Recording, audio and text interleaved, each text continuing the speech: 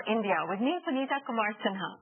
Over the next 6 weeks, I will ask and get you answers to 6 questions that are top of mind for everyone who's looking at the rapid unraveling of the India story. The question I'm asking today is, can India put an end to policy uncertainty? Be it telecom, mining, retail, land acquisition, or even taxation, India's global perception has taken a big knock over and over again. But is it just a perception or the reality of the federal structure of our country? Who or what is responsible for it? And what can India do to create a transparent and predictable policy regime? Joining us today to help find answers to these questions is a power-packed panel comprising Mr. Manish Tiwari, Minister of Information and Broadcasting, Government of India, Swaminathan Alyar, Consulting Editor, The Economic Times, and Ashutosh Varshney, Sole Goldman Professor of International Studies and Social Sciences at Brown University. Ashutosh is also a noted political analyst and a contributing editor with the Indian Express. Gentlemen, thank you for joining me today. Mr. Tiwari, let me start with you. What is your response to the widespread investor view that during the tenure of this government, there has been significant policy uncertainty?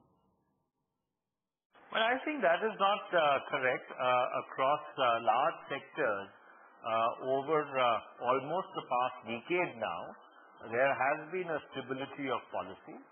Yes, there have been a few aberrations with regard to, let's say, not exactly the fiscal policy, but certain taxation statutes, but which have been rectified. There were concerns with regard to GAR, which have been alleviated and mitigated substantively. So therefore, if foreign investors, whether they are foreign direct investors or foreign institutional investors, if they have any apprehensions with regard to any specific aspect of either the tax policy or the fiscal policy, the government is more than willing to walk the extra mile in order to clarify that. Mr. Tiwari, you mentioned that foreign investors should not be concerned, but important issues like a direct tax code or other critical bills are stuck in Parliament. Why is that the case then? Well, I think you need to put these into 2 separate baskets. There is a basket of executive action where the government has moved forward. For example, there was concern about stalled projects. Government set up a cabinet committee on investment. There's a project monitoring group within the Cabinet Secretariat which has been looking at projects on a proactive basis. A large number of projects in the power sector, in the oil and gas sector, in even other critical areas of infrastructure have been cleared. And then is the legislative basket. On DTC, government has already walked the extra mile. We have, government has negotiated with the Committee of State Finance Ministers. There were issues with regard to recompense which have been resolved and which have been sorted out. But I do agree with you that in a democratic paradigm, the legislative action does take a little longer than executive action because it requires consensus building and getting all stakeholders on board. Swami, now turning to you, how much do you think India's problems are due to policy uncertainty? A lot. And some of it actually created, contrary to what I think Manish Tiwari has just said. The most celebrated case, I think, is Vodafone. Here was a case where Vodafone itself had not made any money. The money was actually made by us. But you went after Vodafone. Then, when the Supreme Court struck it down, then you pass a legislation reversing it. It's rather like saying, I am judge and jury, cunning old fury. I'll try you all and condemn you to death. I mean, there is no due process. The second thing I'll bring is oil and gas. All the oil and gas contracts that we had put out said you will be free to price it at whatever you want. Then, when Reliance wants to do a thing at the market price, we have a committee of ministers deciding the market price. Only in India do committees of ministers decide a market price. Similarly, you have Cairn Oils wanting to sell to Vedanta. And suddenly it told, if you want to do so, we are going to have a change in the royalty rule. I mean, wherever you feel like it, arbitrary actions of various kinds, to say, there is no certainty. Thought I'll come back to you on that later. But let me turn to Ashutosh. So, Ashutosh, do you think there is policy uncertainty in India and that Indian leaders are unable to take reformist action? Well, this government has started its last year in office, and typically policy uncertainty does creep in the third or fourth year of a parliamentary government given a 5-year term. Policy dynamism is normally associated in parliamentary democracies with the so-called honeymoon periods. Those are periods right after a government is elected, or in times of dire crisis you see policy dynamism. In routine times, third year of a government, fourth year of a government, and fifth year of a government, typically you have sluggishness, policy sluggishness. And that's as true of India as it would be true of even a presidential democracy like the United States, where in the third and fourth year of a government you begin to get sluggishness. Mr. Tiwari, one of the criticisms is that this 15th Lok Sabha has been the least productive in Indian history, and that UPA 2 has been worse off than UPA 1 in getting legislation passed. What is your response? Well, we are not responsible for stalling Parliament. If you really look at what's been happening between 2009 and 2013, you can clearly identify the dramatis persona who have derailed Parliament session after Parliament session. You see, it is government's business to ensure that bills get lifted. It's government's business to ensure that bills are introduced in Parliament. But after that, if proceedings are disrupted at times for the most frivolous of reasons, then it cannot really lie at the government's door that you have not been proactive. Swami, I noticed you wanted to respond to Ashutosh or Mr. Tiwari. Now, in fact, what's happening right now is the very opposite of the typical scenario that Ashutosh is putting forward. For the first 3 years, actually, nothing happened. But because nothing happened for the first 3 years, you got to the situation where there was a threat of a credit downgrade after 3 years. Now, till then, issues like fiscal deficit, current account deficit, if Manmohan mentioned it to Sonia Gandhi, she would have yawned with boredom, saying, why is this old man boring me with this? But when the credit downgrade threat came, at this point, Chidambaram and Manmohan could have said, Madam, if we are downgraded, money will flow out of India, the rupee will go to 65, 70, inflation will go to 15% in an election year, and we will be thrashed. So at this point, this is not what you would call a crisis in the normal economic sense. It was, however, a potential crisis from an electoral point of view. And therefore, you got very dramatic action taken, specifically after the third year had passed. As for what Manish Tiwari said on parliamentary paralysis, the business of blaming the opposition from my point of view will not do. Why do we have a state of affairs when some people are disrupting Parliament? What happens in other parliaments? The Speaker gets up and says, may I pass a resolution to eject the unruly, and we carry on with business. When I became a journalist in 1965, that is what used to happen in the Indian Parliament. Ashutosh, other than America, how does India stack up compared to other nations on policy making and decision making? We've had a number of instances, for example, in Japanese democracy, about instances of policy paralysis, instances of real stagnation in Japan for about 10, 15 years now. We've had paralytic phases in Italian parliamentary system, in Israeli parliamentary system.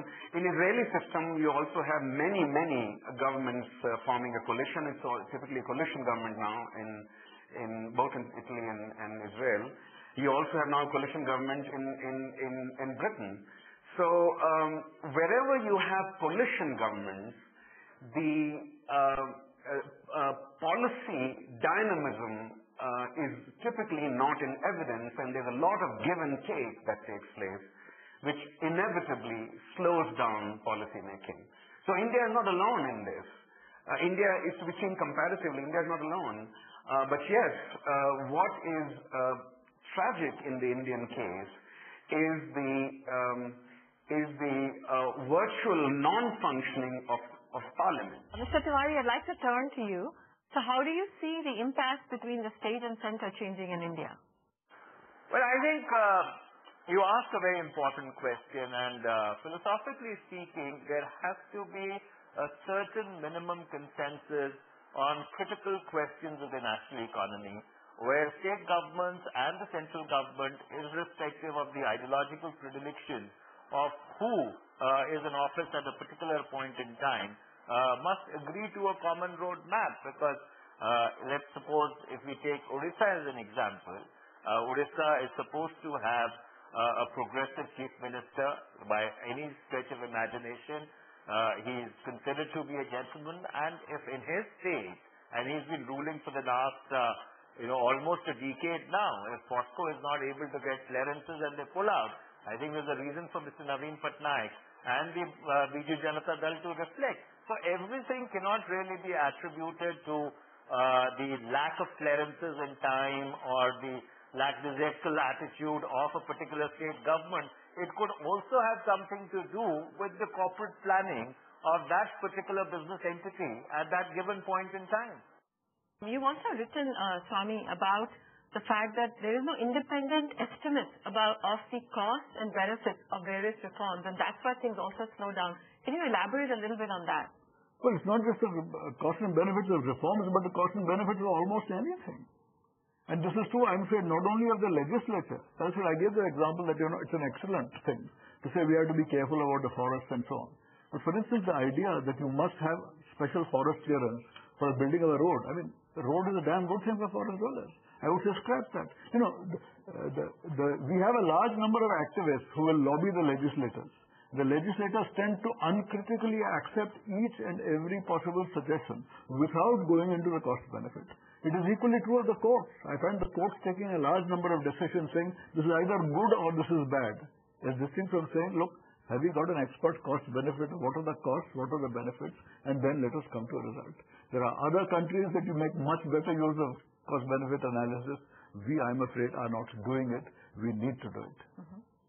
So, Mr. Tiwari, turning on to some more specific examples, would you agree that lost licenses by foreign telcos, the issue of coal allocation, GST, there's been much back and forth in India. Why are decisions not being able to be made in the center in a transparent manner?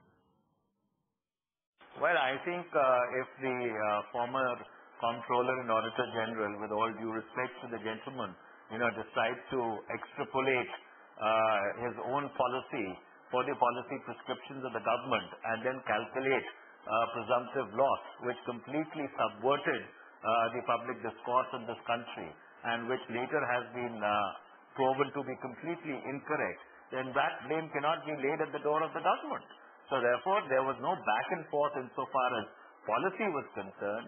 It is when a particular institution which was charged with the responsibility of conducting an audit in terms of the laid down government policy, decides to shoot from the hip and extrapolate his own personal policy prescriptions and then compute presumptive gain or loss, which then made the whole atmosphere extremely corrosive, both from an investment point of view as well as a discourse point of view. Do you think it would be fair to lay that blame also on the door of the government? The short point I'm trying to make is government is not the only stakeholder in the national space. There are other stakeholders who also need to behave equally responsibly if things have to go forth and India has to progress on the trajectory which all of us wanted to progress on. So, Ashutosh, I want to turn back to you. In India, as you've seen, whenever policies are made, they come with too many conditions that they're impossible to implement. Are there too many rules in India, and how do you see it compared to other economies? Yeah, that's a very valid criticism. That's a very legitimate and valid criticism. India has to reduce red tape. India has been reducing red tape progressively since 1991, but a great deal more needs to be done. And that's a very big difference between American federal system and Indian federal system. In the American federal system, the notion of a minimal state is taken for granted. It's an assumption of functioning. And in Indian federal system, the heaviness of the state or the interventionist character of the state is still there, and this heaviness has to be worked upon. It's to be made lighter, increasingly lighter. The footprint of government is to be smaller, and a great deal of work is necessary for that. There's no doubt about that. So, Swami, how do we improve implementation of policies in India and reform the system so the red tape reduces? After all, if you've seen the annual business report of the IFC and World Bank shows that India ranks only 132nd out of 185 countries in ease of doing business, and that has not improved its ranking over the years. Right. That's a relevant point, but it's worth, when you go into it, you will find most of these issues relate to state governments and not the central government. India is, for instance, dreadful in ease of opening a business. Opening a business, in some areas you still need a central license, but in a whole lot of other areas there is a state license. India is second worst in the world in the giving of a construction permit. And that's a very major area of corruption, so you know why it takes place. But that again is not a central government issue, it's a state government issue. Enforcement of contract, India is abysmal, second last in the world, but that is a question of judicial reform. That's a very, very big major issue which I regret to say is the most important issue for India. Nothing else will work if lawbreakers are not in jail. This is a country where lawbreakers are not in jail and the law just doesn't function. Mr. Tiwari, looking at payoffs to reform, do Indian politicians want reforms? Is there ideological agreement between the NSC and the UPA at large? Well, you will have to sort of quantify that reform in more substantive terms. Building a rights-based entitlement structure for 1 billion people is also a reform. It is as important a reform as possibly attracting FDI and multi-brand retail. So therefore, when you are dealing with a diverse country which has different challenges, there are the green shoots of reforms which are taking place at all points in time. There are certain reforms which suit corporate India, which or stimulate corporate India. There are other reforms which stimulate social India. So therefore, as a government, you have to really transgress or you have to transcend both these constituencies to ensure that this country keeps on moving ahead. After all, development does not mean the progress of a few million at the cost of 1 billion. So, Swami, according to you, what has been the payoff to political leaders that have tried to reform? No, as Manish said, there are different kinds of reforms. The government has gone on a particular reform path, supposedly aimed at getting a large number of votes. Let us see whether they get that. I don't think they're going to get it. I think many of these reform processes, whatever the good intentions, the actual implementation, has very major flaws. There's no point, there's no time to get into all of it. To my mind, the biggest reforms required, sir, are in the judicial system, in the police system, and the administrative system, which these other two gentlemen have not talked about. Ashutosh, how do you see the future of policy making in India, given the era of coalition governments? Do you think things will get better, or should we expect the same to continue? It is radically uncertain what will happen if you have a third or fourth front kind of government. It's radically uncertain what will happen. It could quicken things up, or it could be locked in a stalemate. We don't know. But if it's going to be an NDA-led government or NDA government or UPA government, then I think for the first year or two, you will see a lot of policy dynamism. Because there is a sense of crisis all around, and when there is a sense of crisis, parliamentary polities, democratic polities actually work better. They enact policies much more assertively. They recognize the need for policy change in a way that they don't when there's no crisis and routine politics is underway. Swami, what do you expect to see in the future for policy making in India? As Ashutosh says, let's see what happens. I agree with him that I am optimistic about the future of coalitions. They have performed perfectly well in very difficult circumstances. The 96 to 98 period, which is regarded as the Khichdi, terrible. I mean, a lot of people seem to think that that was a terrible period. It was, in fact, a period of significant growth. Please remember, not only was, as Ashutosh says, there was some liberalization. The Asian financial crisis struck when that government was in power. And it coped with that particular crisis, a very difficult one. So I am very clear that decision-making will continue. The decision-making will continue, but perhaps in ways that you don't expect. So, Mr. Tiwari, what words of wisdom do you have on finding a solution for things to get better in India for policy making? Well, first of all, I'm not a wise man, but maybe a little pragmatic. And I think the way forward, as I suggested earlier, is that there needs to be a certain level of multi-partisanship, and stakeholders who are concerned about the state of the economy can contribute to the building of that multi-partisanship. After all, let's not forget, it is the same multi-partisanship which allowed economic liberalization to take place in 1991 in the first place, a process which was then led by the current Prime Minister, Dr. Manmohan Singh. So, Ashutosh, can anything be done to improve India's political system?